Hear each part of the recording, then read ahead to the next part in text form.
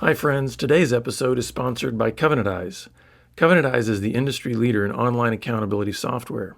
I've used Covenant Eyes personally for well over a decade, and we also use their service in our ministry. Through our partnership with Covenant Eyes, you can try out their services for free for 30 days when you enroll at covenanteyes.com and use our promo code BEBROKEN. That's covenanteyes.com and promo code BEBROKEN. The link is also in today's show notes. So sign up today for Covenant Eyes and discover the freedom that comes with online accountability.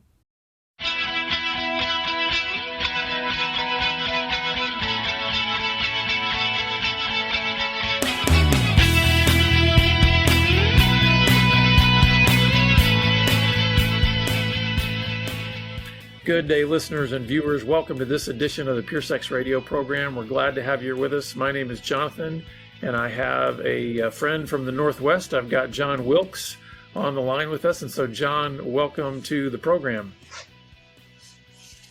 Thank you very much. Thanks for having me. Yeah, so how is the weather up in the Pacific Northwest? That's where you are, right? You're up in the Washington area?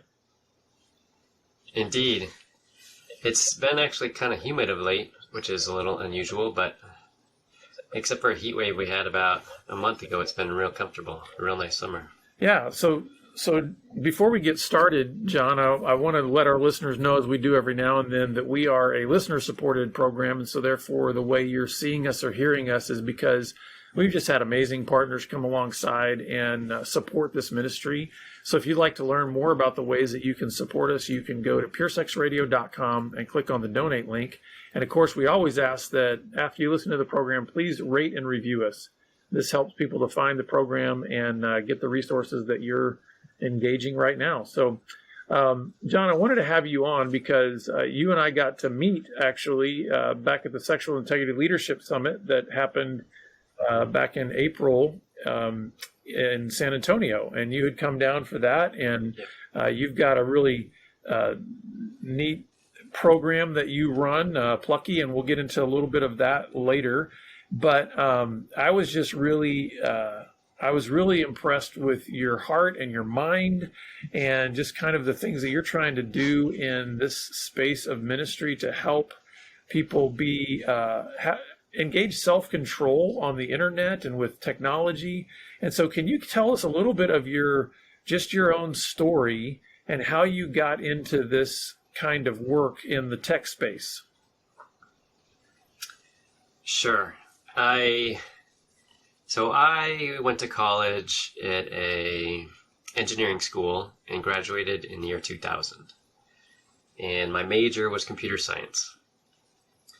The college is Harvey Mudd. And it was a great experience, and I was really involved in the Christian fellowship there, and I'd say it was pretty formative for me.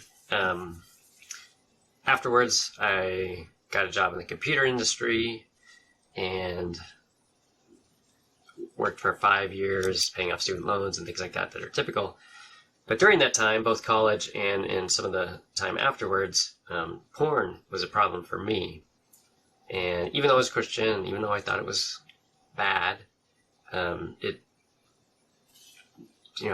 as the story goes, is when things were stressful or whatever, I would go back to it, and I hated it.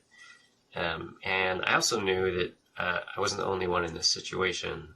I knew it was a problem for a lot of folks in the Christian community specifically.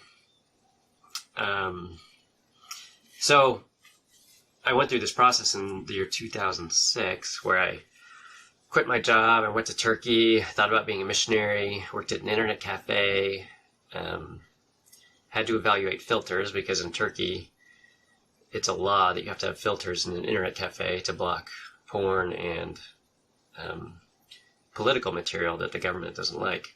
Mm. And so I did research on filters when I was there and really got more thinking about filters after that trip, and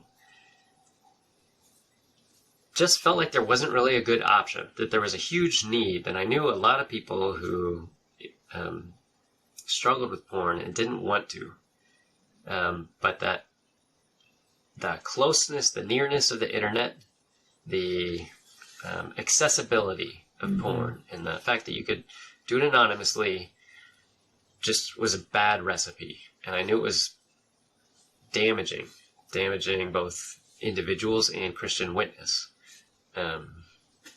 So after going to Turkey, I found out I wasn't very good at learning languages. And I was thinking, I don't think I'm really put together to be a missionary, largely because of the kind of language learning deficiency in my brain. So, but I spent time thinking about, well, what am I put together to do, and what could I do? And Pluggy really was born out of that period of thinking, what do I know how to do? What's the need? Where can I most contribute to the kingdom? And I think I could build something that's better than what's out there right now, based on the skills I have. So I set out to try to start doing that. And it was a side project for many years, so it took a long time to actually reach a state where other people could use it. But that's the origins of it. Yeah. So what was the journey like for you as you started kind of researching these filters and understanding your skill set? What was the journey like for you personally in your own battle with pornography, doing all of that research and kind of going along that path? Well, I think it helped that I understood the battle. I think, or at least for me, I understood my own mind. I knew how I behaved and what kind of things were tempting to me, and also what I needed in terms of, like, for a job, what I needed on the internet. When I was researching filters, there was one called the Naomi filter, which is super obscure, and it was one of the only free ones I could find, but it seemed to be made by a believer, as far as I could tell. But it wasn't nothing. I shouldn't talk too long about the Naomi filter because it's long gone. But it struck me in doing this research, there should be something else that would empower people who are in the spot that I'm in, which is, I don't want porn to be so accessible, and there should be ways to block it.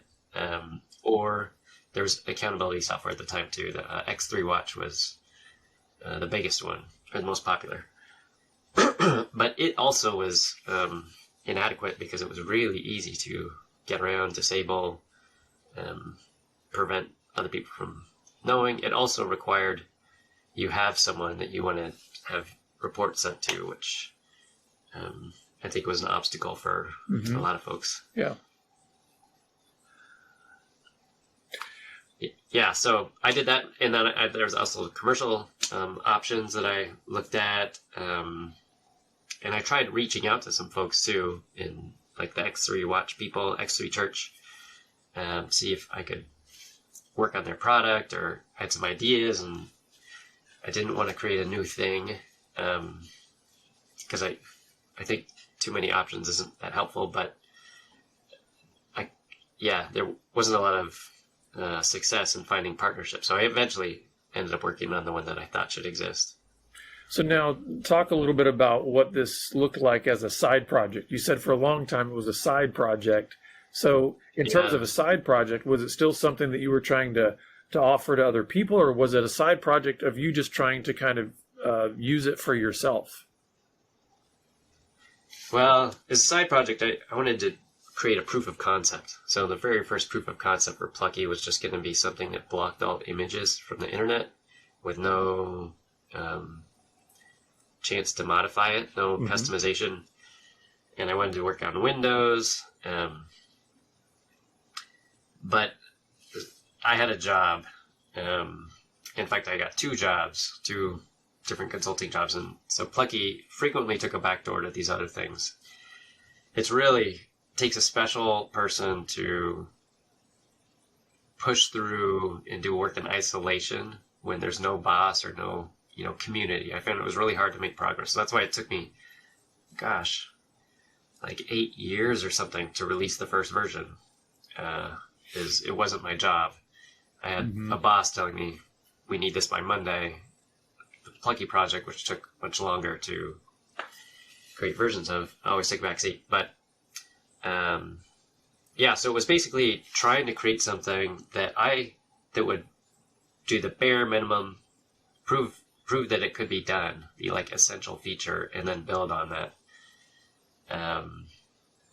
But there was a couple versions I threw away, I didn't think at all about distributing this to other people until it was in some state where it actually was useful. But that was always the goal. The goal was, I want to make this work at least on one platform. At the time, I thought Windows, because it was the most popular, and really, I wanted it to be just an option for people who wanted, just Christians especially, who wanted to put a barrier between themselves and the internet. Mm-hmm. So what does what makes Pluggy distinct? Like, what were some of the things as you were doing a lot of your research and you're working on this project, and you were saying, it seems obvious that as you were looking at a lot of these other products, you were seeing loopholes or gaps or things that were missing or broken. So how does Pluggy kind of shore that up? What does it do? Good. Well, maybe I'll tell you a few of the problems with the other ones. The other ones, easy to get around. That's a big problem for somebody who has a compulsion, because the compulsion can be really strong at times. Mm-hmm. Like I've heard stories you wouldn't believe, like people splicing together cables. They're not even electricians, but that's how strong the compulsion can be at times. So the software had to be hard to get around. It also couldn't be an adequate filter. So almost all the filters that existed were for parental controls, and most of them would filter out Playboy.com or, really obvious porn, but they wouldn't filter out like the Emmy Awards or, Sports Illustrated or all kinds of things, which is plenty sexual for somebody who has a compulsion for those things. So, but those two things still mark Pluggy today, in that it's both hard to get around and it's severe. So by default, when you install it, it blocks all images and videos, and then the end user is expected to customize the sites that are okay for them. From the beginning, I was skeptical that any AI and this was a time when AI was much less farther along than it is today, but even today, it's still a problem to identify what exactly makes up quote-unquote porn, because there's so many things that are gray areas, and it depends on the person, whether that's a problematic image or content. So Pluggy is intentionally not smart in that it doesn't categorize. The end user is expected to craft it to their own need. So how does I forgot where I was going with that. Well, and I'm curious about that, because some of the questions that immediately pop into my head as a recovering deviant myself is when you're looking for those ways around, when you're looking, it sounds to me like, well, wait a second, if you can customize and sort of say what's allowable, how do you keep from making allowable things that would actually be problematic for you? Yeah, good question. So Pluggy, the core Pluggy feature that deals with that is called the delay, and it basically uses time to keep yourself from accessing things you don't want to. I think there's this concept of high road and low road. I remember someone, I can't remember the name of the man. He's at Wheaton. He's a brain scientist, talking about how there's different parts of your mind. And the low road might be the part that turns on really bright when someone has a compulsion to get food or whatever their addiction is, or their compulsion. But the high road is the part of your mind that has different goals. Pluggy tries to empower the high road by forcing the user to plan ahead. So when you install Pluggy, you need to set a delay, and the delay period can be a few seconds, it could be 10 seconds, it could be 30 minutes, it could be 4 hours, it could be a day. When I explain it, I normally tell people to imagine it's a day. That what delay period you need depends on the person. But if it's a day, then if right now, at this moment, I wanted to get to sportsillustrated.com and it wasn't already allowed, I could request it, but it wouldn't take effect until tomorrow.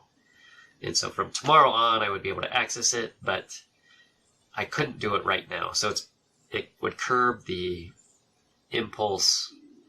Even if I thought, yes, I'm going to click allow, I'm going to allow it, and I'm just going to wait 24 hours. I would have 24 hours to change my mind. But in practice, I think for a lot of people, including me, when I was designing it, just knowing I couldn't have it now, I wouldn't have it till tomorrow, would change the decision for me. So I would have to be, instead of answering the question, do I want to get to playboy.com right now, it would be, do I want to have it tomorrow? Do I want it 24 hours from now? And the answer to that for me was no, I don't want that. I want this out of my life. So that's how Pluggy allows you to configure it yourself, but also prevents you from just configuring it at a whim to let you access whatever you want. Yeah. So what I'm hearing you say is that you're empowering a person to engage more self-control. Is that fair? Yeah. Because you're still saying, you have a choice to make. It's your choice. Exactly. And as I'm hearing you say that, it's kind of like, I think a lot of other maybe software and things, it almost can feel like the marketing is, we will eliminate your need for self-control. Like, use our product, be accountable, whatever else. And in other words, you're kind of passing responsibility onto a software program or onto your quote-unquote accountability partner to kind of make them seem responsible for what you do online. Can you talk a little bit about that? Maybe not necessarily being completely disparaging towards accountability, but the idea of the difference between maybe accountability and self-control. Yeah, no, you're exactly right. And this isn't just like the fault of marketing. This is a fault with people. Some people who come to Pluggy come with the attitude, can the software program solve my problem? And whenever someone has that attitude, I say, no, it's not this. You can't put the burden on the program. You are the one who must do the work. You can't not accept the burden. I think that is one of the strengths of Pluggy, is and I try to describe this in the documentation when users are installing, that it's up to you to decide. It is trying to make it very clear, like internally, somewhere inside the human being, you need to accept responsibility. You cannot be passive. You cannot put this on someone else, which doesn't mean that people shouldn't do accountability or reach out for support or whatever else is part of their recovery. But all those things also, like the action of seeking out accountability or choosing to go to the group or being honest, all those things, there has to be an acceptance of who is in charge of fixing you, and it's not the group, it's not the program, it's you need to accept that. And so I think Pluggy does appeal to some people who have felt like they want to be empowered to curb their own impulses, but they don't want someone else to, say like another filtering company or something, decide what's okay or not okay for them so much as like they know what they want to eliminate. They just weren't empowered to do it, to make something themselves. Right. Well, and I think, and you know, as a Christian, we're actually told that something that is intended to be produced, not only intended, but that will be produced in us as a result of the work of the Holy Spirit in our lives, is self-control. While at the same time, we're told in the Word, aren't we, that we are to confess our sins to one another. We're to do all this one anothering, right? Bear one another's burdens, pray for one another, love one another. Can you talk about how maybe there can be some coordination between accountability and self-control, maybe even in the world of software, in the world of what you can engage on the internet? Yeah. So I guess there's multiple ways to come at that. One is just on the pure software level. You can have both filtering and accountability installed on your computer at the same time. You can use Pluggy with some accountability solutions. Some people sell combination tools, like it's a filter and a accountability software. But bigger picture, accountability is not dependent on a program. Accountability is bigger than a program. It's actually a relationship with another person. And whether someone chooses to be honest, to come forward and join an accountability group, that act is very similar in my mind to the act of, say, eliminating a source of temptation. It is making in my mind, it's a spiritual move to say in accountability, you're sacrificing your, image, what other people might think of you. You're choosing to I think that act has spiritual power. Just as I think the act of choosing to eliminate something that's convenient, that you know is a source of temptation, is powerful. It's I'm losing my train of thought here, but I've experienced I feel like seen that those who choose to make that, like some people have kind of insinuated that if you use something like a filter, you're not taking responsibility. But I don't see it that way. I see it as your responsibility in action is choosing to install a filter. That is your will being exercised to try to change. Yeah. I don't know if that's... No, I think, one of the things that I'm thinking of right now as you're saying all this is none of us will be able to stand before God and point a finger to someone else for our actions that we're responsible for. In other words, I think all the way back in the garden, what did Adam do? The woman you pointed to her. And guess what we're told throughout all of Scripture? Who was laid the responsibility? Who was the responsibility laid on for the first sin? It was Adam. He was responsible. So even though he's like, but wait a second, she gave me you made a choice. You acted, and therefore you are personally responsible for that action. So what I'm hearing you say is, whether it be what we might call self-control, which is very easily we can say, oh yeah, you got to take personal responsibility for that, or accountability, both are, there's a personal responsibility there for what I'm going to choose to do in either one of those categories. Is that fair to say? Yeah, I agree.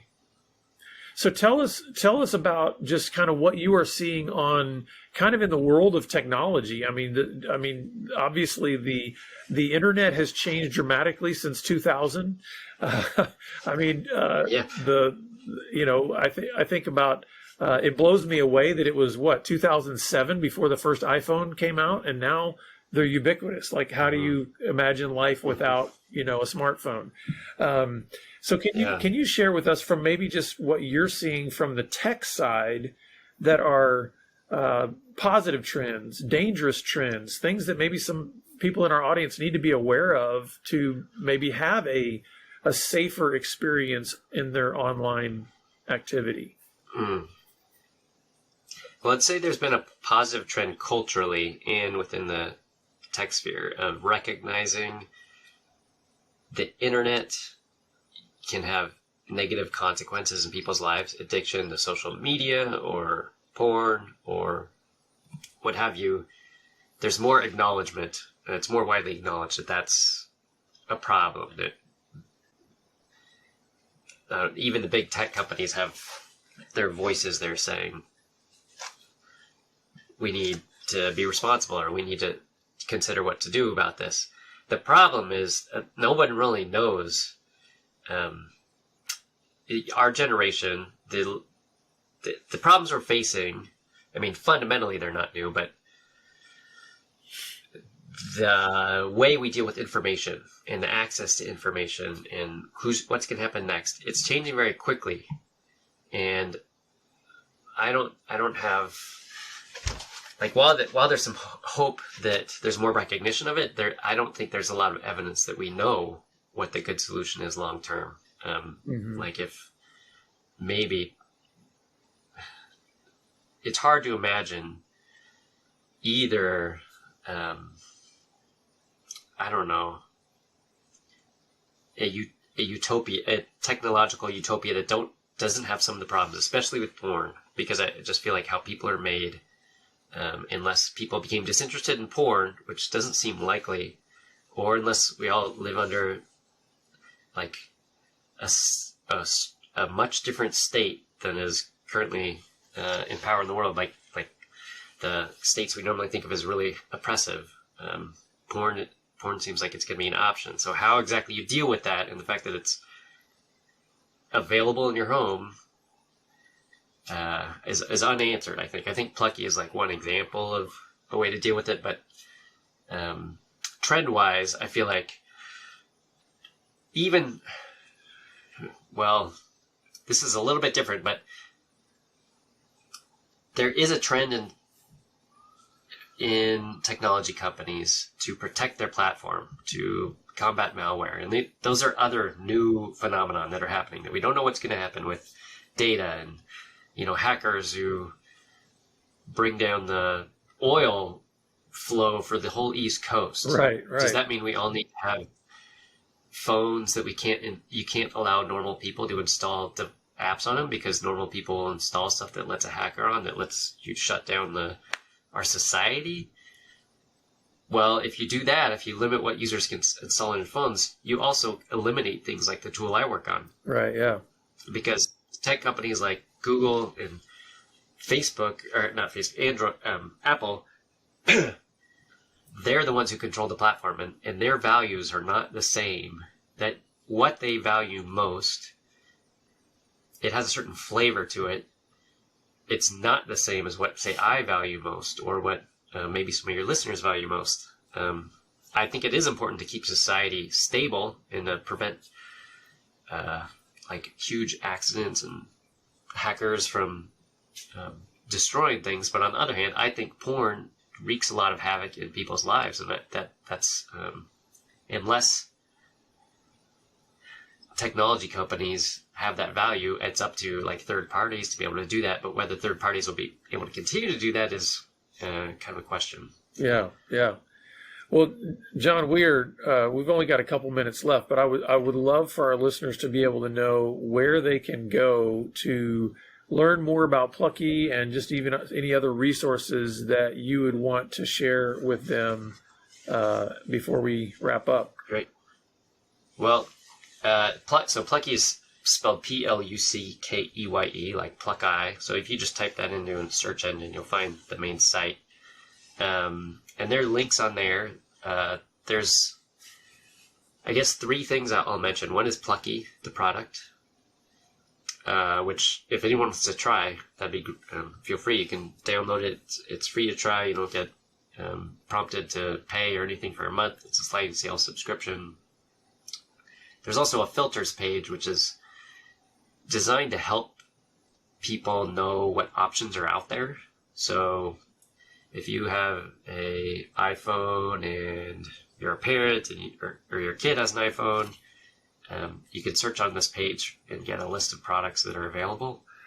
It's filters.pluggy.net. And the third thing I'm going to mention is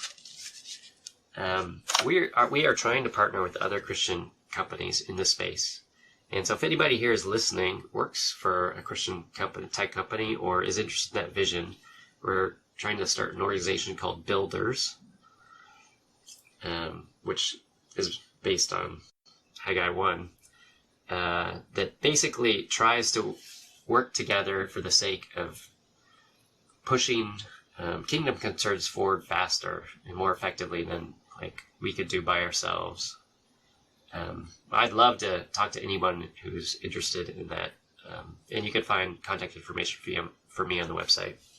Yeah, that'd be great. I think we're gonna put all that in our show notes because we definitely want to encourage our listeners and viewers to go check out not just Pluggy, but also look for those opportunities to to connect and maybe even collaborate with you on this, because one of the things I was thinking of as you were talking about the big tech companies is sometimes I think we can talk about technology as if it's like personified, like it's its own. Even when we talk about AI, it seems like we think that there's not actually human beings behind that. There are. It's still all driven by human beings. And so therefore, in the same way that some of these, the direction that some of these big tech companies are going because of the human beings that are running them, I think we have opportunity to come together as those who share similar values, the same Christian, principles, and be able to say, well, what would happen if we locked arms and actually worked together? So thank you, Jon, for what you're doing, and we hope that it only continues to grow. Thank you. And thank you very much for having me. Yeah. Well, listeners, we're always glad that you're with us. We look forward to seeing you back here again next time on the Pure Sex Radio program. So have a great week. Take care.